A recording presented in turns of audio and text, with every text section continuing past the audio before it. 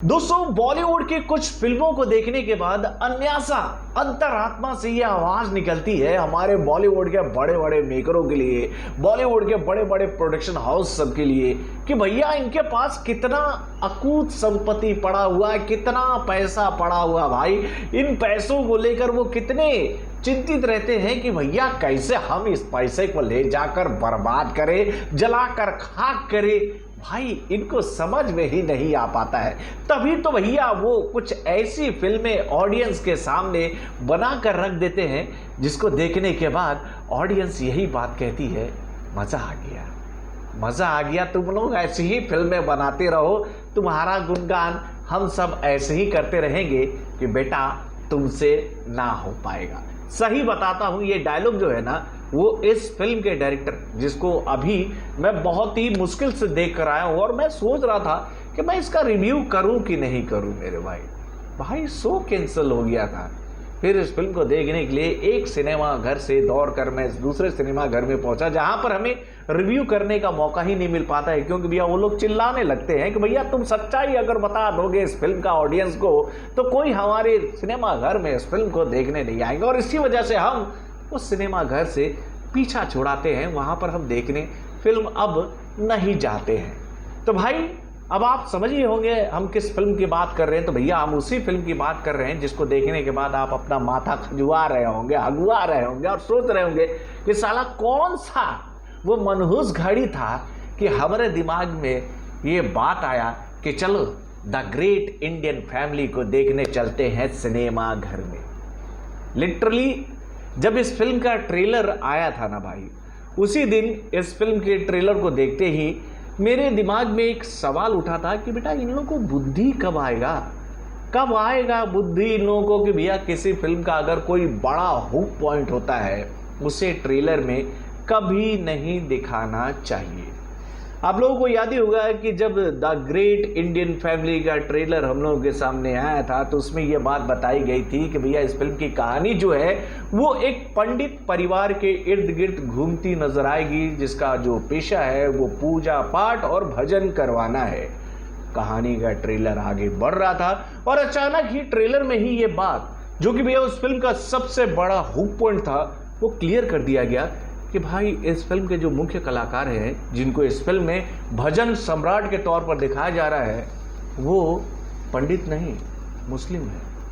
और भाई जब ये बात ऑडियंस के सामने आ ही गई तो भैया क्या झटका आप लोग देते सिनेमा घर में ऑडियंस को। अच्छी फिल्म दिखाते दिखाते आप अगर आप करंट लगाते तो ऑडियंस बोलते अरे यार ये क्या हो गया यार, अभी तक तो इस किरदार के बारे में हम ये सोच रहे थे, ये तो ये निकला।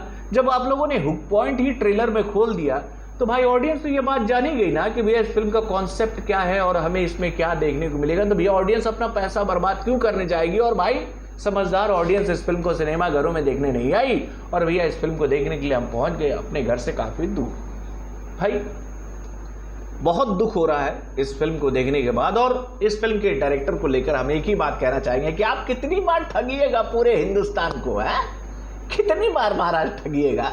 पहले आपने ठग्स ऑफ बॉलीवुड बनाई, जिसके माध्यम से आपने बोला नहीं ये ठग्स ऑफ बॉलीवुड नहीं बल्कि ये ठग्स ऑफ हिंदुस्तान है। आपने ठगा पूरे हिंदुस्तान को। पहले दिन हिंदुस्तान ने आपको प्यार भी दिया और उसके बाद हिंदुस्तान ने आपको ये बात समझा भी दिया कि बेटा तुमसे नहीं हो पाएगा। लेकिन तुम पर पूरा भरोसा जताया तुम्हारे कंपनी ने कि भैया कोई तो एक ऐसा डायरेक्टर हमारे पास होना चाहिए जो हमारे पैसों में आग लगाए, गर्मी का एहसास हमें दिलाए। अरे इतना पैसा पड़ा है, कहीं भी ले जाकर फेंकने से अच्छा जलाकर राख करेंगे, खाक करेंगे और उससे हाथ सेकेंगे।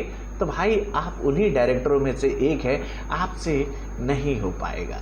भाई क्या बोलूं इस फिल्म के बारे में, आप लोगों को क्या बोलूं। फिल्म की कहानी हम बोल सकते हैं सो एंड सो है।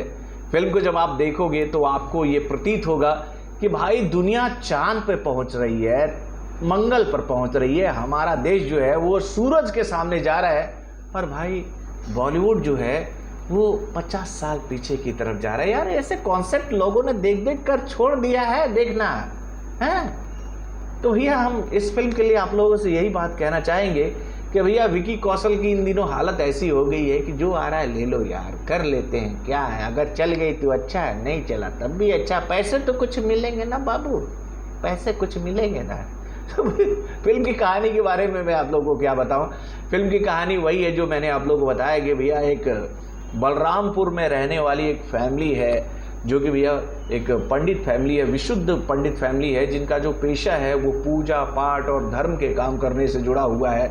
उनके घर का जो लड़का है यानी कि भैया विकी कौशल, वो एक बहुत बड़ा भजन सम्राट है। यानी कि भैया स्कूली लाइफ से ही विकी कौशल को इस फिल्म में ये बात दिखाया जाता है कि भैया बचपन से ही उनके अंदर काफ़ी टैलेंट था, जिसको पहचान लेती है उनकी एक करीबी, और वो उनको प्रेरित करती हैं कि अरे तुमको तो भजन के लाइन में जाना चाहिए, तुम्हें भजन गाना चाहिए, तुम तो बहुत ही अच्छे सिंगर हो, तुम्हारी आवाज़ बहुत अच्छी है, अगर तुम मेहनत करोगे तो तुम इस फील्ड में आगे बढ़ोगे। और अपनी उस करीबी मित्र की बात को मानते हुए विकी कौशल जो है वो इस लाइन में आगे बढ़ते हैं और आगे चलकर वो भजन सम्राट बन जाते हैं। फिल्म की कहानी ठीक ठाक चल रही थी, ओपनिंग कह सकते हैं कि भैया एक फैमिली ड्रामा के हिसाब से ठीक था, अच्छा कहानी बढ़ रहा था। और उसके बाद वही हुक पॉइंट हम लोगों के सामने आया कि भैया विकी कौशल जो है वो पंडित नहीं बल्कि एक मुस्लिम है। और उसके बाद भैया फिल्म में कई सारे ट्विस्ट एंड टर्न छोटे छोटे आते हैं और वही समस्याएं होती हैं कि भैया कैसे ये फैमिली उसको एक्सेप्ट करेगी, कैसे समाज उसको एक्सेप्ट करेगा, जब अचानक ही उसके बारे में ये बात पता चलता है कि भाई वो पंडित नहीं मुस्लिम है। अरे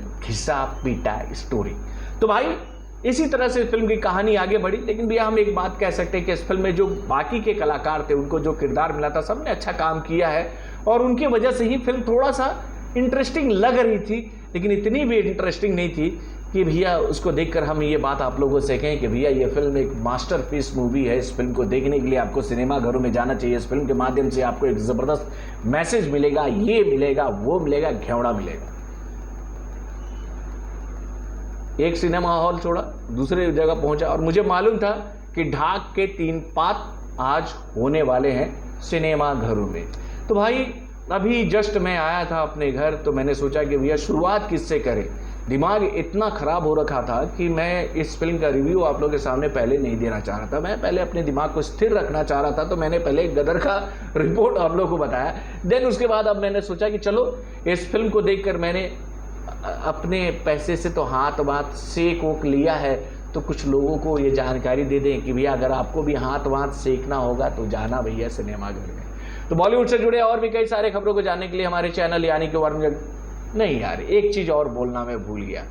वो बोला कि भैया इस फिल्म को देखने के बाद मैं कितना स्टार देना चाहूँगा। तो भैया मैं इस फिल्म के मेकरों से इस फिल्म को देखने के लिए खुद के लिए स्टार लेना चाहूँगा कि आप मुझे कितना स्टार दोगे। मैं इस फिल्म को देखकर वापस आ गया हूँ। तो बॉलीवुड से जुड़े और भी कई सारे खबरों को जानने के लिए हमारे चैनल यानी कि भैया वायरल जंक्शन को लाइक सब्सक्राइब करना ना भूलिएगा और हमारे अपडेट्स को जानने के लिए बेल आइकन को जरूर दबाइएगा।